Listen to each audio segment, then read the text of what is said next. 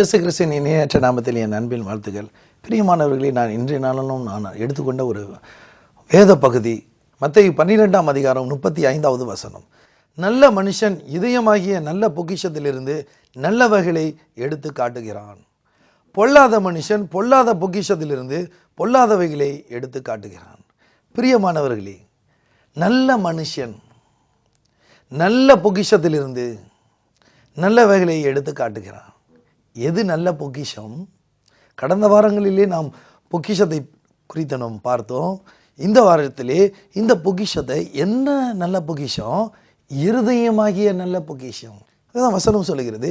நல்ல மனுஷன் இருதயமாகிய நல்ல பொக்கிஷத்திலிருந்து நல்லவைகளை எடுத்து காட்டுகிறான். நமது ஆண்டவராகிய இயேசு கிறிஸ்து சொல்லுகிறார், நல்ல மனுஷன் இருதயமாகிய நல்ல பொக்கிஷத்திலிருந்து நல்லவைகளை எடுத்து காட்டுகிறான். நீங்களும் கூட இன்றைக்கு இந்த வசனத்தை கேட்கும் பொழுது இது என்ன ஒரு வசனம் என்று நீங்கள் சிந்திக்கக்கூடும்.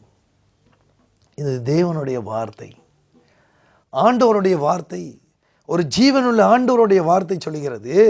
நல்ல மனுஷன் இருதயமாகிய நல்ல பொக்கிஷத்திலிருந்து நல்லவைகளை எடுத்து காட்டுகிறான். நல்லவைகளை எடுத்து காட்டுகிறான். அப்போ ஒரு மனிதனுடைய நல்ல நடத்தையாக, நல்ல பரிசுத்தமாக நல்லவைகளை எடுத்து காட்டுகிற நல்ல வார்த்தைகளை பேசுகிற ஒரு மனுஷனிடத்தில் என்ன இருக்க வேண்டும்? நல்ல பொக்கிஷமாகிய இருதயம் இருக்க வேண்டும். அந்த நல்ல பொக்கிஷம் எவர் ஒருவர்களிடத்தில் உண்டோ அந்த மனுஷனிடத்திலிருந்து தான் நல்ல வார்த்தைகள் எழும்பி வரும். ஆகவே தான் ஆண்டவர் மீண்டுமாக அந்த கீழ் வரியை சொல்லுகிறாரு, பொல்லாத மனுஷன் பொல்லாத பொக்கிஷத்திலிருந்து பொல்லாதவைகளை எடுத்து காட்டுகிறான். ஆனால் தேவன் விரும்புவதோ நல்ல மனுஷன் இருதயமாகிய நல்ல பொக்கிஷத்திலிருந்து நல்லவைகளை எடுத்து காட்டுகிறான். பிரியமானவர்களே, இந்த வேத பகுதி நம்ம எதை குறிக்கிறது? நம்மளுடைய ஒவ்வொரு நாள் நாம் பேசுகிற விதங்கள், ஒவ்வொரு நாள் நம்மளுடைய நடைமுறைகளை தேவன் பார்த்து கொண்டிருக்கிறார். நல்ல மனுஷன் என்று ஆண்டவர் சொல்லுகிறார். யார் ஒருவர் நல்ல மனுஷன்? இருதயமாகிய நல்ல பொக்கிஷத்திலிருந்து சொல்லுகிறார். எப்படி அவனுடைய இருதயத்தில் நல்ல பொக்கிஷம் இருக்கும்? ஆண்டவர் சொல்லுகிறார், நல்லவைகளை எடுத்து காட்டுகிறான்.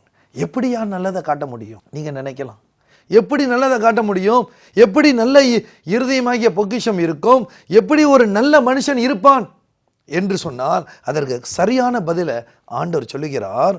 நீதிமொழிகள் 3ஆம் அதிகாரம் 3வது வசனம். கிருபையும் சத்தியமும் உன்னை விட்டு விலகாதிருப்பதாக, நீ அவைகளை உன் கழுத்திலே பூண்டு அவைகளை உன் இருதயமாகிய பலகையிலே எழுதிக்கொள்.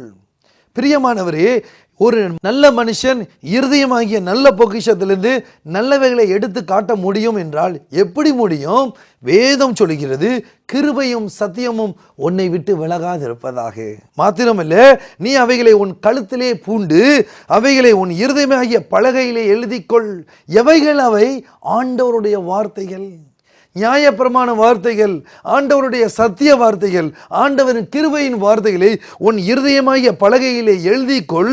மாத்திரமல்ல, அதை உன் கழுத்திலே பூண்டு, அதாவது உன் கழுத்திலே மாட்டிக்கொள் என்று ஆண்டவர் சொல்லுகிறார்.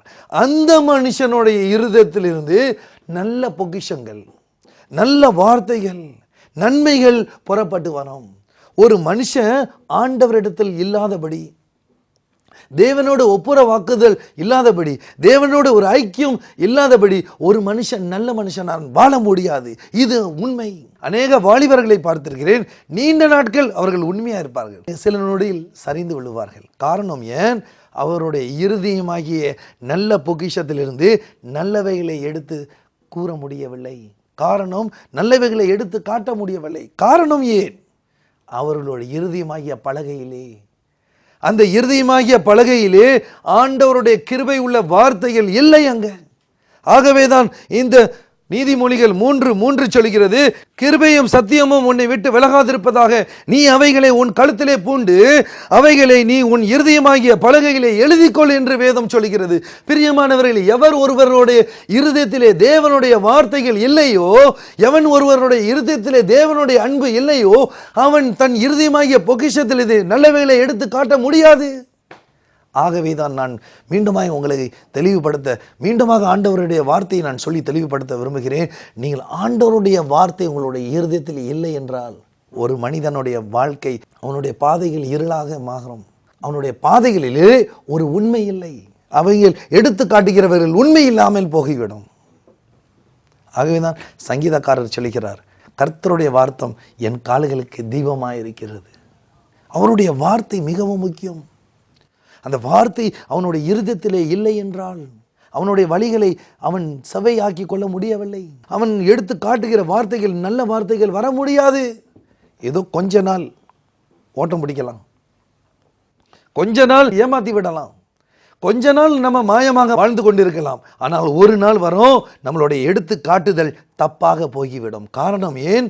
ஆண்டவர் சொல்லுகிறார் அடுத்த வசனத்தில், பொல்லாத மனுஷன் பொல்லாத பொக்கிஷத்திலிருந்து பொல்லாதவைகளை எடுத்து காட்டுகிறான் என்று சொல்கிறார்.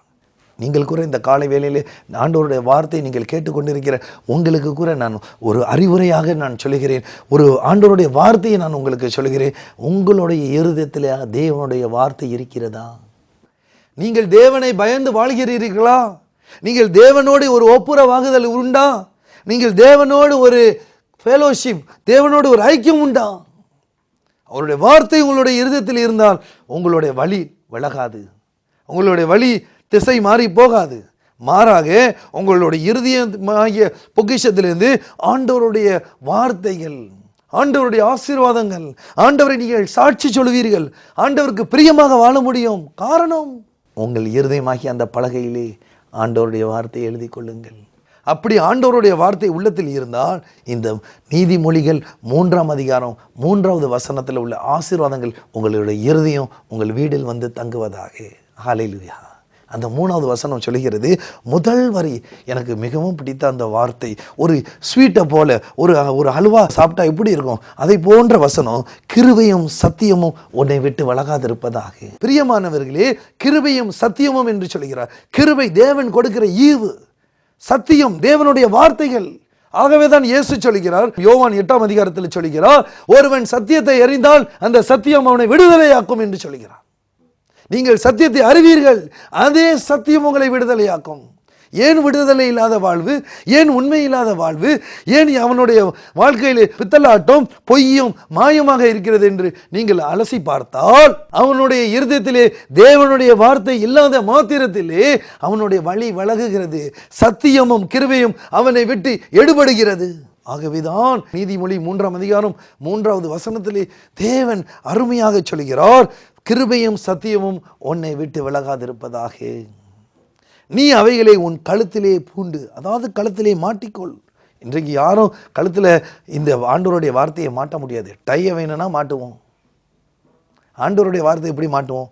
ஆண்டவர் சொல்லுகிற அர்த்தம், உள்ளாந்திரமாகிய உன் இருதயமாகிய அந்த பொக்கிஷத்திலே என் வார்த்தைகளை வைத்துக்கொள். இது தேவன் விரும்பாத காரியம், இந்த காரியத்தை செய்யக்கூடாது. இது தேவன் விரும்புகிற காரியம், இந்த காரியத்தை துணிச்சலா செய்ய வேண்டும். தேவன் விரும்புகிற காரியங்களை செய்வேன் என்று நீங்கள் பிரதிஜை எடுக்க வேண்டும். அப்பொழுது ஆண்டவருடைய வார்த்தை சொல்லுகிறது, சத்தியமும் கிருபையும் உன்னை விட்டு விலகாதிருப்பதாக உங்கள் மீது வந்து தங்கும். ஹல்லேலூயா. கர்த்தர் உங்களை ஆசீர்வதிப்பாராக. கர்த்தருடைய பரிசுத்த நாமத்தை நான் ஸ்தோத்திரிக்கிறேன், துதிக்கிறேன். நீங்கள் தேவனுடைய வார்த்தையை உங்களுடைய இருதயத்தில் வைக்க வேண்டும். இந்த காலை வேளையில் கூட நான் தேவனுடைய வார்த்தையை நான் பிரசங்கித்து கொண்டிருக்கிறேன். தேவனுடைய வார்த்தையை நான் உண்மையாய் கொண்டு வந்து உங்களுக்காக நான் கொடுத்து கொண்டிருக்கிறேன். இந்த தேவனுடைய வார்த்தை உங்களுடைய இருதயமாகி அந்த பலகையிலே எழுதி கொள்ளுங்கள். தேவன் விரும்பாத காரியங்களை விட்டு விலகுங்கள். தேவன் விரும்பாத அந்த பொல்லாத மனுஷன், பொல்லாத பொக்கிஷம், பொல்லாத வார்த்தைகளை எடுத்து காட்டாதபடி உங்களுடைய இருதயத்திலே தேவனுடைய வார்த்தையை வைப்பீர்கள் என்றால் நிச்சயமாகவே நான் சொல்லுவேன், கட்டாயமாகவே நான் சொல்லுவேன், சத்தியமும் கிருபையும் உங்களை சூழ்ந்து கொள்ளும். ஹல்லேலூயா. ஆகவே தான் பிரியமானவர்களே, காலை வேளையில கூட நான் எந்த வழியில் செல்லணும், நான் எப்படி போகணும், எப்படி போய் கொண்டு இருக்கிறேன், நான் இந்த போகிற பாதை கரெக்டாக இருக்குதா தப்பாக இருக்குதா, நீங்கள் தேவனுடைய வார்த்தை கொண்டு அலசி பாருங்கள். தேவன் சொல்லுகிறார், கிருபையும் சத்தியமும் உன்னை விட்டு விலகாதிருப்பதாக. அந்த வார்த்தைகளை இருதயம் என்னும் அந்த பலகையில் எழுதிக்கொள். யாரும் நம்ம சரீரத்தை 2ஆக பிளந்து அந்த இருதயத்தில் போட்டு கிறுக்க முடியாது. அந்த நம்மளோட ஆவிக்குள், நம்மளோட இருதயத்துக்குள்ளே அந்த வார்த்தையை நினைவு கூர்ந்து, என்னை நேசிக்கிற ஒரு தேவன் உண்டு, என்னை பார்க்கிற ஒரு தேவன் உண்டு. அவர் விரும்பாத காரியங்களை நான் செய்ய மாட்டேன், அவர் விரும்பாத காரியங்களை சொல்ல மாட்டேன் என்று நீங்கள் தீர்மானம் எடுக்க வேண்டும். நீங்கள் தீர்மானம் எடுப்பீர்கள் என்றார், அந்த இருதயமாகிய பொக்கிஷத்திலிருந்து நன்மைகளை எடுத்து காட்டுவீர்கள் என்றால் தேவன் சொல்லுகிறார், கிருபையும் சத்தியமும் உன்னை விட்டு விலகாதிருப்பதாக.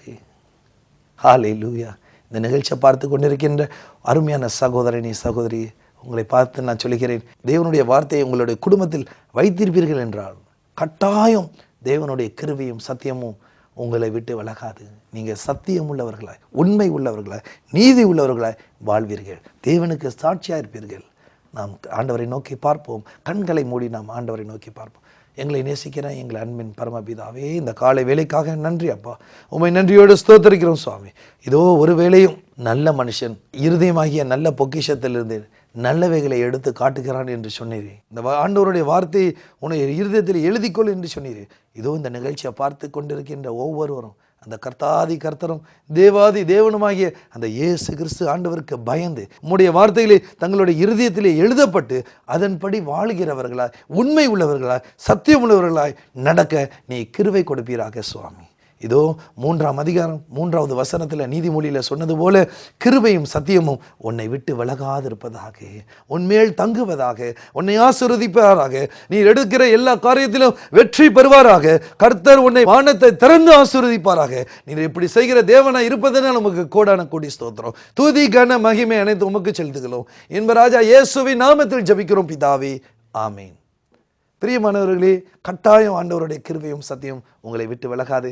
கர்த்தர் உங்களை ஆசீர்வதிப்பாராக. நீங்கள் பெற்றுக்கொண்ட ஆசீர்வாதங்களை எங்களோடு தொடர்பு கொள்ள மறவாதீர்கள். ஆமீன்.